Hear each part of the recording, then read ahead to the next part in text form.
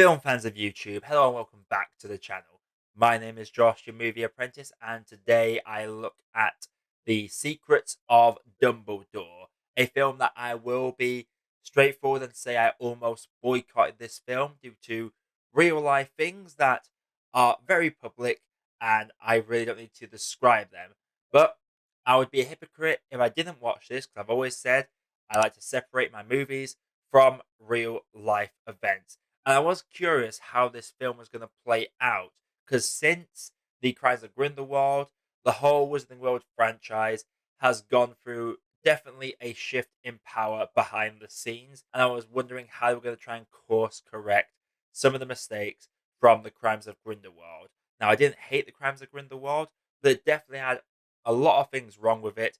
And the twist at the end drove me insane. I cannot describe how me, as a lifelong Potter fan, as a lot of people in my generation, was really frustrated by that ending. The Secrets of Dumbledore is basically an espionage movie, as Dumbledore, Newt Scamander, his brother, and several others work together in a sort of espionage plot to try and bring down Gellert Grindelwald, who is vying for the role as the supreme leader of all witches and wizards, which is a weird plot point, but we'll get into that. So, like I've said, a lot of course correcting needed to be done, and this film succeeded for the most part. The Queenie being very unreasonable and a bit of a bitch in the previous movie is completely rectified in this. There's not really an arc she goes through in this, but it is very much rectifies and reestablishes the strong connection between her and Jacob, which is one of the highlights of the original Fantastic Beasts movie. The Dumbledore secret brother plot twist is also changed and it makes a lot of sense. And I actually bought it this time as it was an open ended part of the Harry Potter lore that has been adjusted for the better. But I will not go into that in terms of spoilers. I will go into spoilers in a little bit. The first bit of this review will be spoiler free, I must say, and we'll talk spoilers later on. The Dumbledore Gellert Grindelwald stuff is by far the highlight. They hint at the romance in the previous movie, but in this one they fully commit it and say it and don't really show it, but they definitely spell it out for you and they spell that bond out between the two that they once held without having to go into a lengthy flashback sequence, and I think it worked really well. In terms of the character of Gellert Grindelwald, I am publicly always going to say I do not agree with Johnny Depp being removed from the role, and I thought it was the best part of Crimes of Grindelwald. But if they had to replace him, then Mads Mikkelsen was definitely the best choice for it. He brings a new intensity to the character of Gellert Grindelwald. He maintains the charisma, but definitely has a more sinister edge to him. And I really enjoyed him as a villain, and I do enjoy the chemistry that he shares with Jude Law, who really comes into his own in this movie as Albus Dumbledore. I was very skeptical about Jude Law's casting as Dumbledore when The Crimes of Grindelwald came out, but he has fully changed my mind on that. He is showing a more vulnerable side to Dumbledore that you never really get to see in the original Potter franchise, only really get to hear about.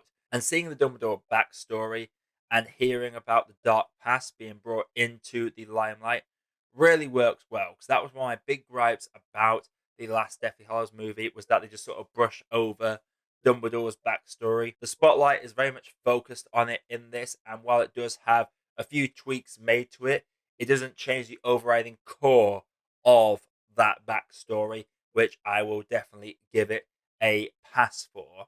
One little flaw I will say that was sort of a retcon from the. Well, it's a weird one because the character of Nagini, Voldemort's snake, being a circus woman that turns into a snake or a snake that turns into a woman, um, they are not in this at all. They just are never mentioned or acknowledged ever in this. The only returning characters we get are Newt Scamander, Bunty, we get Albus Dumbledore, we get his brother, we get Yusuf, the half brother of Letta Lestrange from the previous movie, and we get I'm pretty sure she's new, but it's I believe, the Defense Against the Dark Arts teacher in this particular timeline. She's in this and she does a very good job. And obviously Jacob returns as well. And Jacob is by far my favorite character in this. I do wish there was more for him to do in this one. They do insist on bringing him along into this espionage plot to bring down Grindelwald. I feel like he's only there just because he's in the previous movies, so they had to bring him in somehow in order to help him and Queenie's return to the good side play out. Now, negative though, the first half of this is very messy, I will say. It's very confusing, very jumbled.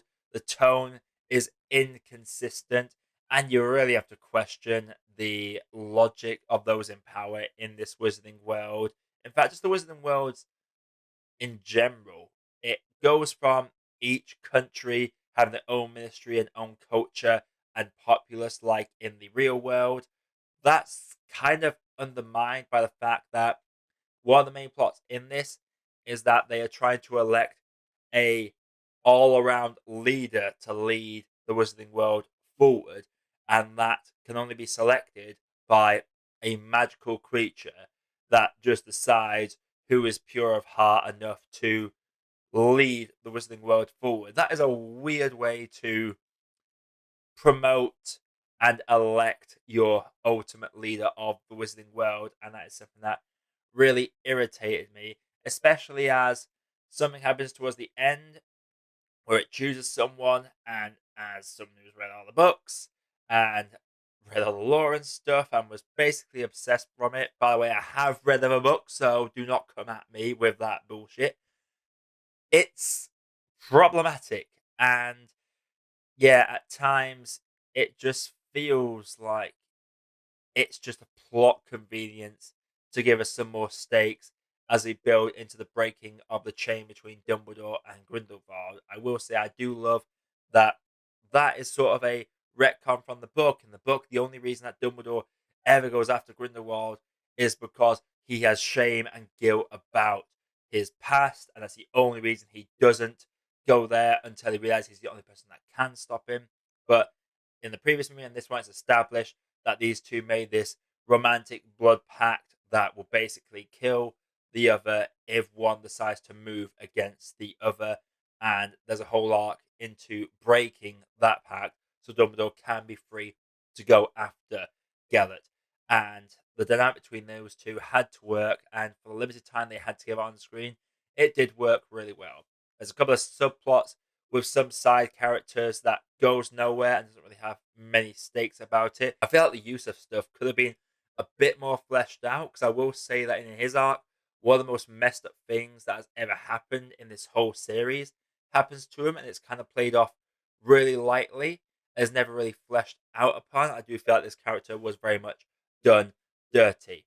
There are some fun sequences in this, and there's definitely magic to this. In the second half, it does start to pick up. After a certain point, things start to pick up. And I'm not going to lie, no matter how much I'm disliking a movie, if I hear any score from the Harry Potter franchise, that will always fill my heart with warmth. It's just a shame that you can't go into these movies now without thinking of the baggage of real life events. I can't lie. I came out of the movie having enjoyed it, but I did feel a little sad as well coming out of it. I am interested to see where the franchise goes, and it's an okay movie. I don't think it was great, but it was a very much a good course correction, and it feels like Warner Bros. Are trying to steer this whole franchise in a different direction that is more progressive, and I feel like it will be all the better for it. So overall, the Secrets of Dumbledore and Grindelwald are the highlights of this, as well as Jacob. I enjoyed some of the elements of it, but there are other bits that were frustrating or convoluted, though it did feel like a good course correct. It did what needed to be done in terms of its course correction. It corrects where it needs to, but doesn't try and cancel everything from the previous movies. So with all that being said, I'm going to have to say that The Secrets of Dumbledore for me is a okay cup of tea. So, Secrets of Dumbledore, have you seen it? If you have, let me know you thought down in the comments below. Let me know who your favourite character is from this new franchise of the Wizarding World. Let me know in the comments below. If you made it this far, subscribe to the channel, click that like button, help with the algorithm. We are aiming to get to 400 subscribers by my birthday in August. So hopefully we go past that by then. But just in case, try and get me to that number. It would really mean a lot. But until next time, everybody, my name is Josh. I have been your Movie Apprentice, and I'll see you all next time.